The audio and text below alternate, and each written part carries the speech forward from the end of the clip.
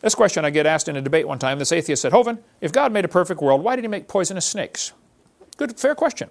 There's no question there's a lot of poisonous snakes. And what about mosquitoes? You know, didn't they bite Adam and Eve? Wouldn't that be painful? Wasn't there pain in the Garden of Eden? You know, what about poisonous spiders, etc.? Fair, honest, legitimate questions.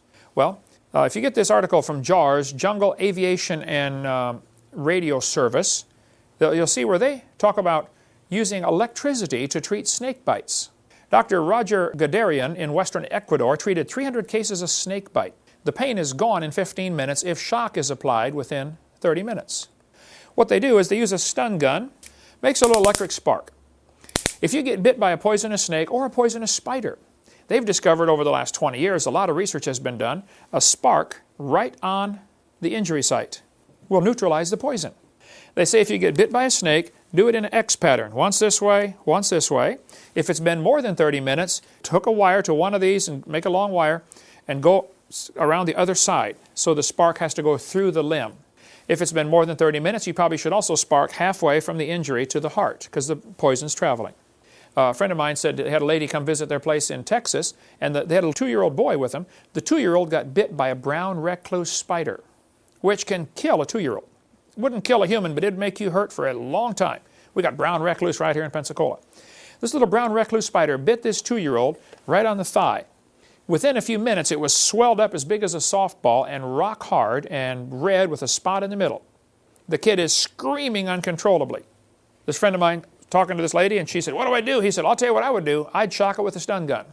He said, I happen to have one, but I'm no doctor. I'm not going to give you medical advice, but if you want to borrow my stun gun, I would shock it twice in an X pattern.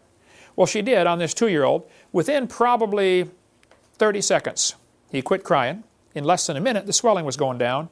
And in 3 minutes, he was back out playing. And in 15 minutes, you couldn't tell anything except the bite, little spot. I was out working in the yard by the drinking fountain, and I was down there going to pull the weeds out under that drinking fountain. And there's a wasp nest down there. I didn't know that. One of them came out, zap, stung me on the finger. So I went right upstairs to the Van de Graaff generator, 500,000 volt, make your hair stand up generator, flipped the switch, zap, zap, zap. Instantly, I mean, less than a half a second, the pain was gone from the wasp sting. I couldn't believe it. Just bam, gone. Just that quick, just electric spark. You know, people that work in jungles, they're saying, look, get a spark. I mean, if you got to go to find an engine with a spark plug, you know, pull the wire off, spark it, chainsaw, lawnmower, do something, but spark it right away.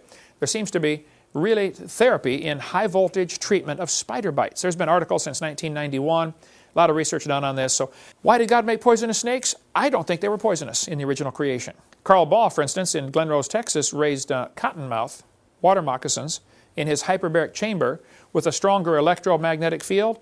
After 2 weeks of being in strong magnetic field, the snakes were not poisonous. The poison was not harmful.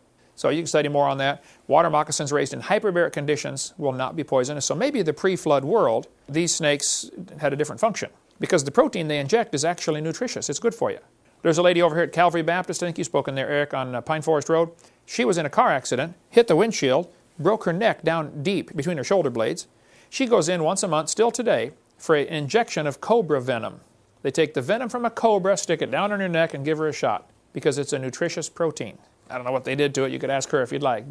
So maybe the snakes had a beneficial function.